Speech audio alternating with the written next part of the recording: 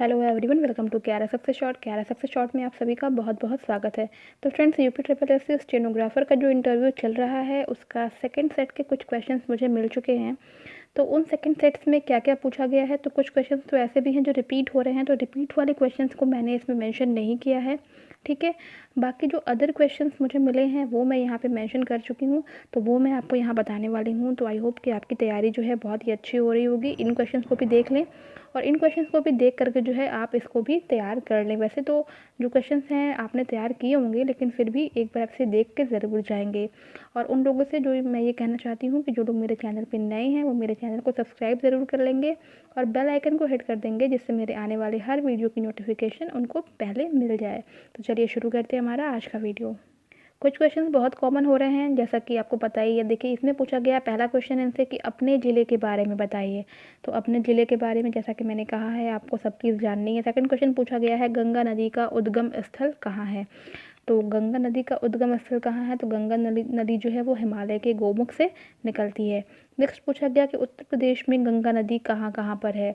तो उत्तर प्रदेश में गंगा नदी कहाँ कहाँ पर है, इसका आंसर बहुत सारी जगहों पे है, पता होगा आपको। कानपुर, वाराणसी, प्रयागराज, गाज़ीपुर, फ़र्रुखाबाद, बलिया, कन्नौज, चुनार। ठीक है, तो कई जगहों पर है, आप नाम मेंशन कराएंगे। फिर है आपका फोर्थ वन, यमुना नदी का उद्गम स्थल कहाँ है। तो यमुना नदी जो है वो यमुनोत्री से निकलती है। ठीक है, ध्यान रखेंगे। नेक्स्ट पूछा गया है यमुना नदी उत्तर प्रदेश में कहाँ कहाँ है। तो यमुना नदी कहाँ कहाँ है उत्तर प्रदेश में, तो ये है मथुरा, वृंदावन, आगरा, इटावा, कालपी, कौशाम्बी और हमीरपुर में। ठीक है, नेक्स्ट पूछा गया है कि ताप्ती नदी का अन्य नाम क्या है। तो ताप्ती नदी को अन्य नामों से भी जाना जाता है। तो एक नाम है तापी नदी, बहुत सुने होंगे आप लोग, तापी नदी भी कहा जाता है, और एक है सूर्यपुत्री। नेक्स्ट पूछा गया है ताप्ती नदी पर कौन सी नदी घाटी परियोजना है। तो अगर कौन सी पूछ देंगे तो एक बता देंगे, या फिर कौन कौन सी पूछ देंगे तो जो पता हो वो बता देंगे। तो ताप्ती नदी पर एक उकाई परियोजना है, उकाई नदी घाटी परियोजना, और एक है काकड़ा पारा नदी घाटी परियोजना, और ये दोनों परियोजनाएं जो हैं गुजरात में स्थित हैं। नेक्स्ट पूछा गया था कि उत्तर प्रदेश की प्रथम राज्यपाल कौन है। तो उत्तर प्रदेश की प्रथम राज्यपाल श्रीमती सरोजनी नायडू जी रही। उसके बाद से पूछा गया है विधान परिषद कहाँ कहाँ पर है। विधान परिषद कहाँ कहाँ पर है, तो विधान परिषद कहाँ कहाँ पर है, इसके आंसर में जैसा कि आपको पता है कि विधान परिषद जो है वो 7 जगह जो है आपका हुआ करता था, लेकिन जो है बाद में जो है ये जम्मू कश्मीर से जो है जम्मू कश्मीर को इस लिस्ट से हटा दिया गया है। तो फिलहाल 6 जगहों पर विधान परिषद जो है वो है। ठीक है, तो कहाँ कहाँ है, तो वो है आंध्र प्रदेश, बिहार, कर्नाटका, महाराष्ट्र, तेलंगाना और उत्तर प्रदेश। ठीक है, तो इन जगहों पर जो है विधान परिषद भी है। नेक्स्ट जो है आपसे पूछा गया है कि विधान परिषद से कुछ अन्य प्रश्न। तो जैसा कि मैंने आपको बता दिया है कि संविधान से रिलेटेड ये सब चीज़ें जो है आपको पढ़ के जानी हैं, ये सब चीज़ें जानिएगा। मैं बार बार बोल रही हूँ कि इन सब से ज़रूर एक क्वेश्चन पूछ लिया जा रहा है। विधान परिषद का सदस्य, विधान परिषद का जो है चुनाव कैसे होता है, क्या क्या योग्यताएं होनी चाहिए उसके लिए, हर चीज़ आपको लोकसभा राज्यसभा सब पता होना चाहिए। नेक्स्ट क्वेश्चन है सबसे ज़्यादा प्रोटीन किस में पाया जाता है। तो सबसे ज़्यादा अगर प्रोटीन की बात करें तो सबसे ज़्यादा प्रोटीन जो है वो मांस में पाया जाता है, यानी कि चिकन आप कह सकते हैं, या फिर एग का जो सफ़ेद वाला पार्ट होता है उसमें, मछली में पाया जाता है। अगर हम वेज की बात कर रहे हैं तो पनीर में भी जो है प्रोटीन काफ़ी हद तक पाया जाता है, और ब्रोकली भी में भी जो है पाया जाता है प्रोटीन। नेक्स्ट है शॉर्ट हैंड क्या होता है।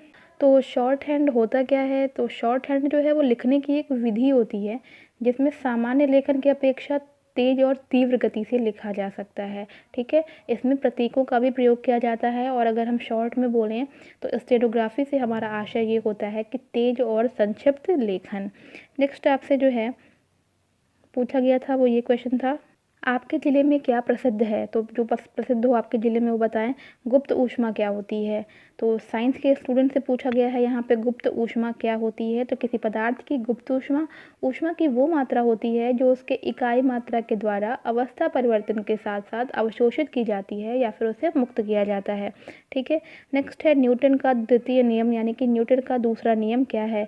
तो न्यूटन का दूसरा नियम है कि किसी पिंड की संवेग परिवर्तन की दर लगाए गए बल के समानुपाती अनुपाती होती है और उसकी दिशा वही होती है जो बल की दिशा होती है। ठीक है। नेक्स्ट पूछा गया था कि रमन प्रभाव यानी कि रमन इफेक्ट क्या होता है। तो सीवी रमन के द्वारा जो है रमन प्रभाव दिया गया था। जब कोई एकवर्णी प्रकाश द्रवों और ठोसों से होकर गुजरती है तो उसमें जो आपतित प्रकाश होता है उसके साथ जो है अति अल्प तीव्रता का कुछ अन्य वर्णों का प्रकाश भी है देखने में आता है। यही रमन इफेक्ट है यानी कि रमन प्रभाव है। रमन प्रभाव के बारे में बताएं तो रमन प्रभाव क्या है अभी आपको समझ में आ गया होगा। इसके बाद से उनसे कहा गया था कि शॉर्ट हैंड में 2 लाइनें ट्रांसक्रिप्ट करें। तो कुछ लाइन आपको हो सकता है उन्होंने दे दिया हो वहाँ पे और कहा हो कि इसे शॉर्ट हैंड में ट्रांसक्रिप्ट करके दिखाइए कि कैसे करना है। तो ये हैं सेकंड पार्ट के कुछ क्वेश्चंस। आई होप कि बहुत ज़्यादा इससे आपको हेल्प हो जाएगी थोड़ी सी। जितना पढ़ लिया है आप लोगों ने उसको रिवाइज करने के बाद ही इन क्वेश्चंस को टच करें। ठीक है। उसके बाद से बाकी इसी के आधार पर और भी आप अपनी तैयारी को जो है पूरा बेहतर बनाएं। तो गाइज़ वीडियो पसंद आया हो तो वीडियो को लाइक शेयर कर दीजिएगा और मेरे चैनल को सब्सक्राइब कर लीजिएगा। तो मिलते हैं अपने नेक्स्ट वीडियो में। Till then take care and bye bye.